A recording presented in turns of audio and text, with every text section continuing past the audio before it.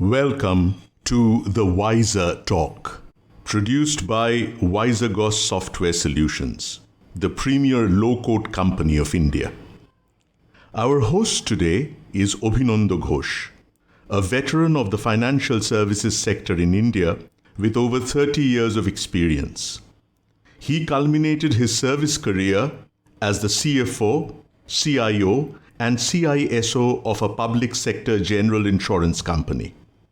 Mr. Ghosh is a low-code evangelist and is presently an advisor to WiserGos. Hello and welcome, my good friends, and a very happy New Year 2022 to all of you. I wish and pray to the Lord that the new year might bring for all of us a great wellness and a deliverance from the trials that we have been facing over the past year. I wish you all a very good health, both physically and mentally, and may peace reign upon the world. At the Wiser Talk today, my guest is Sadapalli Jayaprasad Rao, whom I fondly call JP. JP is a professional of 20 years standing in the domain of international business and also of banking. After doing his master's in international business from the premier business school of India, the Indian Institute of Foreign Trade, that is, IIFT, Mr. Rao joined India's leading public sector trading entity, the MMTC, that is the Metals and Minerals Trading Corporation of India. At MMTC, he was part of the new business initiatives, where his profile was to explore potential business opportunities for international trade in non-conventional products, like refractories, grain and milk commodities, solar energy products, technology equipment, etc. He later graduated to an international trading company to gain further experience in international trading practices in the Asia Pacific region and also in the Middle Eastern region. During his long stint, he has worked closely with banks, agri traders, both organized and unorganized, with storage facilities, with food processing units, etc. For the most part of this very diversified banking journey of his, Mr. Rao has been with ICICI Bank, which, as you know, is one of the leading private sector banks in India. Mr. Rao is credited with scaling up the agribusiness loans in the South Indian region where he has worked by, just hold your breath, 1200%. And later, he also worked with ICICI Bank on things like mortgage loans, farm equipment loans, relationship and debt management, recoveries, etc. That is all aspects of this varied loaning portfolio and business practice. ICICI Bank has recognized his sterling contribution to the growth of the bank in his areas of expertise by bestowing on him the best performance awards in no less than 4 years.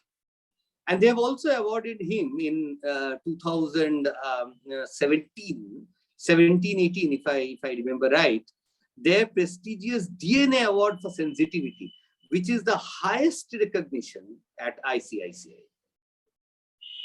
At present, Mr. Sadapalli JP Rao is engaged with the low-code company, WiserGos, hand-holding them on the digital transformation initiatives of various banks.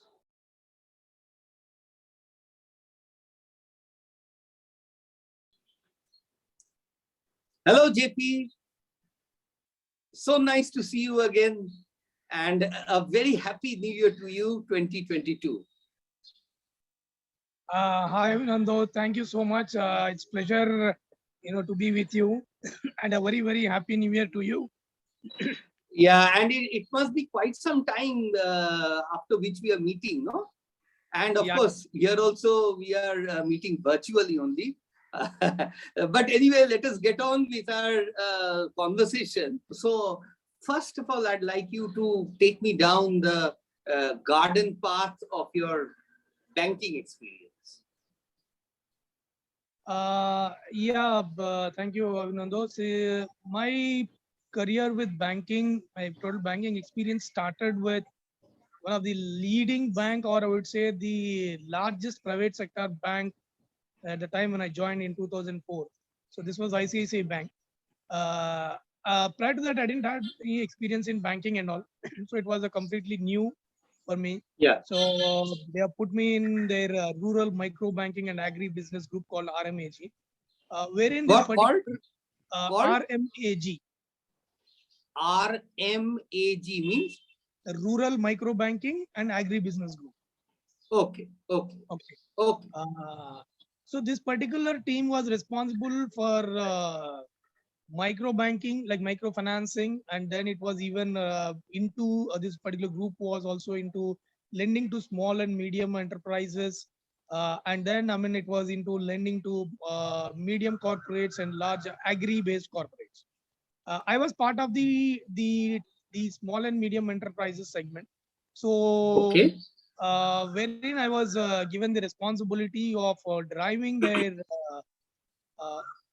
property backed or collateral security backed overdraft facilities and cash credit facilities to the small and medium processors or traders who are primarily into agri commodities processing, in and around Tamil Nadu, then Kerala, and then thereafter Karnataka and AP. So by and large, the southern region of India. Exactly. It was completely new. So I was to pitch, sell loans. I never had an experience. I was on one side, I was dealing with international business, where I was dealing with some importers and exporters. I was dealing with small time corporates or some big corporates, and here I was supposed to deal with a small traders or small and medium traders who are small and medium processors who are based in the semi-urban and rural areas. And that financial product where I never had any experience. So from international to rural means it's a completely different kettle of fish. Exactly. Because ICICI per se, it was the leading bank, and it was more prevalent, or rather had more presence in the urban areas, the major big cities, or the some of the big cities in Hyderabad, in India, and in semi-urban areas also it had some presence by then, but obviously not in the rural areas. So it was completely new thing for me. So when we have to, our first point of contact to reach out these customers is that we need to get hold of some channel partners. So we were in the process of identifying channel partners. Then we have to train them on the financial services, because these particular channel partners whom we are trying to find out in semi-urban and rural areas, they never had any experience in selling a banking product. Okay, it was a completely new. So that space, nobody was there. It was ICICI who started off this particular experiment of identifying channel partners and training them. Okay, these were not ready-made channel partners. They just had some sales experience of some products, but not completely on the financial product. So train them, identify some ex-bankers, identify some chartered accountants who are located in semi-urban rural areas, and then train them that how we go about connecting with the processors who are there in these locations, or traders who are there in this location, who are credit hungry because of their business requirements or because of their expansion plans, and who are unable to get credit. These are unbankable credit customers, because none of the banks felt that we can reach out to them, but they had a lot of requirement. That's where. But it would be difficult to reach out manually, no? I mean, like such a vast country and such a remote locations and all. Yeah. So, So we went about first training the channel partners, reaching out and identifying and training.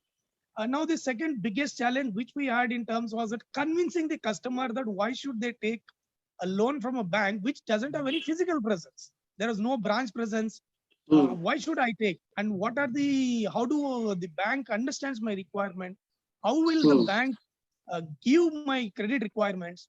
Sitting there in Mumbai or in some big cities like Chennai or Bangalore, or for that matter, Hyderabad, how will they fulfill our requirements, credit requirements? So it was altogether a big challenging question for them. And now this is where ICICI had an edge over other banks by then, is the use of technology called online banking, internet banking, and then banking with anywhere banking using checks at par and all. So that's how it started out. No, so you talk about technology being an enabler for the bank, to reach out to them and enable them and facilitate them, right? Correct. So what is, can you tell me in a little more detail? See, when we reached out to the customers, everyone has the same, the traders or the processors and all, everybody has one simple question. How do I transact without any physical presence of the branch here? Because currently, over a period of many years, or sometimes even for some customers, they've been doing in decades of banking in the traditional format by walking into a physical branch, withdrawing their cash and then depositing their cash, getting the demand drafts to send it to their vendors. So how do we do it? Here you are not there physically present. Why do we? How do? Exactly. Yeah. So, it's a psychological thing, no? Correct. It's a comfort zone. Yeah, and their question was also pertinent. It was that only for a bank like ICICI, it required to educate to these customers that they have that there is a need for them to graduate from their traditional or conventional banking to online banking and anywhere banking facilities which are offered by a bank like ICICI Bank using a lot of digital technology and all. I wonder whether in those days, perhaps you're talking of maybe 2004, 5 or 5, 6, something like that. In those days, was the technology really very advanced, or was it just beginning to open up?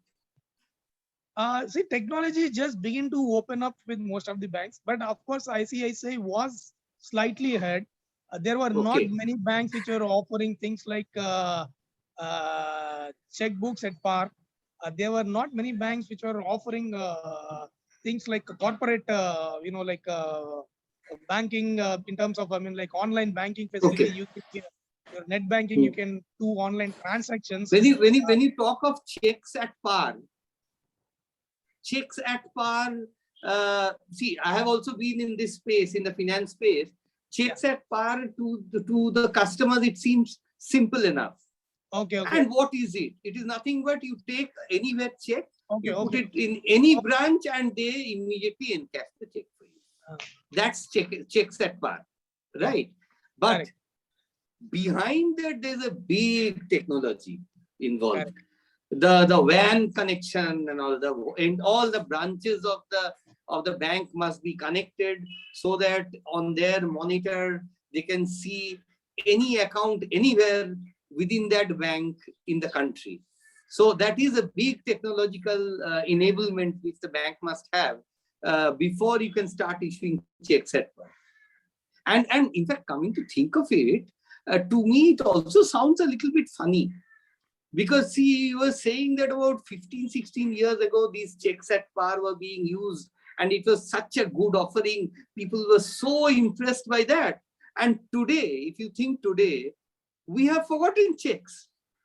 Where are checks? We don't use checks anymore.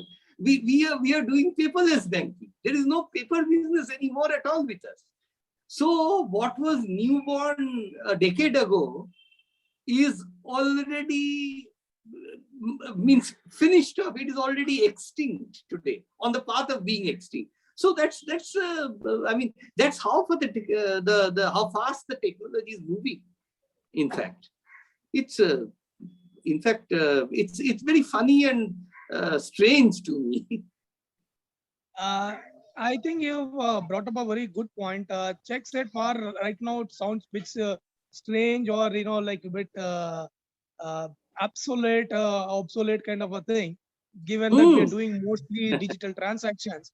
But checks at par at that time was one of the it was like a greatest gift some of the traders could get, because by then most of the the traders or the processors I'm talking about, who are the small and medium or even micro level traders and all, they were doing lot of transactions using demand drafts. So now they Yeah. have to pay heavy charges for demand drafts. They have to go and stand in the branch. They have to give the money and pay some charges. They have to wait for this demand draft to Yes. get, and after getting demand draft, they have to put this in a post or a courier and mail it to their vendor. Okay, so it was, nowadays, in fact, we can't even think of it. Like if I tell my son that this used to be the way we transferred money, then my son just will not believe it. He simply won't believe it, that there used to be a time when you, and not only that, those things were supposed to be very, high-end kind of thing, checks at par. Normally, even that was not allowed, and the public sector banks were backwards in that also, and they used to issue those, as you said, demand draft. Then it will take 5 days to go, and then that guy will put it in his bank, and all sorts of complications there. So, but so technology has been moving at a very fast pace, and I'm sure a lot more enablement has come into the banking space through technology. So this is a very, even though this particular thing was a very small thing, but at that time it was a game changer for ICICI Bank. It was a game changer for some of the traders and processors and all, who are businessmen who are doing the drafts and all, because they were day in day out taking a lot of demand drafts, incurring huge expenses, and their supplies were getting delayed. Their transportation of items were getting delayed because of this particular hiccups and all. Now, ICICI, the loan facilities what we were offering with this check at par facility was an online banking facility, has completely bring in a new dimension into their business. It gave them a lot of confidence that now, sitting in a smallest village, I can do the Karnataka state like Karnataka. I can comfortably do business with a trader who is in the far southern part of Tamil Nadu, or far eastern part of AP, without any kind of hesitation. I just have to tell my person there, the trader there, or the buyer there, that you just put the money in this account, you get it. At the same time, even for the local vendors and all, I just have to issue this check to them, tell them you go and they can cash it, or just get it get the money transferred into your account, and then you just start life has really become much easier. I mean, it has become very, very simpler. And also, things like efficiency or accuracy of work. Exactly. The chances of mistakes or error are minimized. Then speed of work, all these things have improved. Yeah, that is there. That's there. But tell me, JP, one thing, that,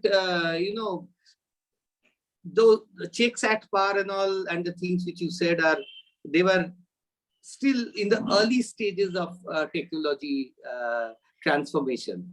Later on, where or how has technology acquired momentum, and where are we now? Okay, so the one was, while the net banking was the first thing it started off, okay, where anyone can do a transaction using their internet, like a banking facility. Then thereafter, it moved to SMS banking, where anywhere you can know what is your balances, or what kind of transfers are happening, what debits, credits are happening in your account. Then then it moved on to further to mobile banking, where you can access your accounts. No, mobile banking is, I think it may count as one of the biggest transformations of all. Because mobile device itself, 2008, when the touch phone came, the great Steve Jobs brought it. Yeah. That itself marked, a new era in our social life also. So mobile banking has to count amongst the biggest transformative processes in all aspects as well as in banking. Yeah. Please carry on. Yeah. Yeah. So then mobile banking was the other thing. Then from mobile banking, now it has gone to contactless banking. You literally do not have to meet anyone, talk anyone in the branch. You can get everything done on your own. So Yeah. these were a couple of advancement that is happening. But yeah, internet banking was a game changer, and followed by the and mobile banking, where now even in mobile banking there was a couple of restrictions in internet banking. But doing away those restrictions in terms of limits for transfers, limit or certain schedule time where you can transfer and all, with those getting completely remote, now you can sitting at the convenience of your home or your office or your businesses, you can Yeah. do however much transactions you want. Even sometimes if you're traveling also, because Yeah. lot of the business enterprises, these people, they keep traveling quite often. So they do not have to wait for somebody to do Yeah, transactions. when we talk of mobile banking, mobile means traveling on the go. Yeah, of course, that is there, and also I suppose within the banking functions also there would have been improvements coming with the advent of technology. I Yes. wonder whether you would like to talk about that. What kind of better services we have started getting through these various avenues of online banking or mobile banking. Now with the mobile banking coming in place and online, with so much of advancement happening in online banking, a lot of the need and necessity for somebody to go to a branch or to walk into a branch to open an account, to buy any of these liability products, or to inquire, or even to get some kind of loans, okay, a quick loans or a credit card kind of a thing, or a personal loan or a car loan, it doesn't anymore require for somebody to go to a branch with mobile banking coming in place. Now I can Yes. apply for loans at sitting at my home only. I can even buy foreign exchange sitting at home. I just have to get the transfer to my account, because earlier I used to have to go, sit, talk, negotiate and all. It's not required. Yeah. And then the other one is that earlier there used to be, every time I need to reach to the branch, and the branch manager, if it is familiar, he will put my case or push my case for a personal loan where I was looking for meeting my expenses. Now it is not required. Okay. Now it is not It's required. all automated. It's all automated. Completely. And Yes, with now things like AI and ML coming in place, with based on my transactions, my monthly What is transactions, ML? machine learning. Machine learning. Yeah. Ah. Okay. Now with these technologies are coming in place, I do not have to establish my credibility or creditworthiness to the branch or to the bank official who's there in the branch. Ah. It is getting captured everything from my transactions. What is the salary I'm getting in credits? What are the other income credits I'm getting in the form of rentals or in some other incentives? Yeah. And then what are the kind of outflows I'm having in terms of payments for my loans? Or from there, the banks are able in the back end, using technology, they are able to derive what is my necessity in any given point of a month or a year. Or also maybe affordability. How much loan can I absorb? Yes. My credit worthiness, as it were. Yes. Credit worthiness is getting established with all these things. There's debits and credits happening, and everything is getting established in the back end. And now I do not have to establish my credit worthiness. Earlier, I still remember in 2000, it was in 99, when I was trying to apply for a small loan. My father was trying to apply for a small loan. There were so many things. He has to take his colleagues, who he has to get. His colleague has to introduce my father to the branch manager, the operation manager there, and he asked him 100 questions. He asked him to get so many papers. to establish his And, credibility. and in many cases, we also had this concept of gazetted officer. He has to sign so many documents on my behalf. Yes, yes, yes. And, And those people, and and those people are establishing my credit worthiness at that time. Now I do not yes, need yes, anyone with technology, with so much of yes. advancement, and nobody Yeah, is this is nothing but data analytics. correct. If you get all your data and the machine itself will analyze all that and throw up your credit score and all that. Yeah, that is there. So come to think of it, over the years and short period of about 2 decades or even less, banking sector, as with many other sectors, has been metamorphosed beyond recognition. But I would like to tap on a little bit of a caution also, because with every good thing comes a challenge as well. So I'm sure along the way there would have been many challenges, some roadblocks and all. But let us take a short break, JP, and then we'll come back and talk about the challenges on the way, the roadblocks, how they are being made and how they are being solved.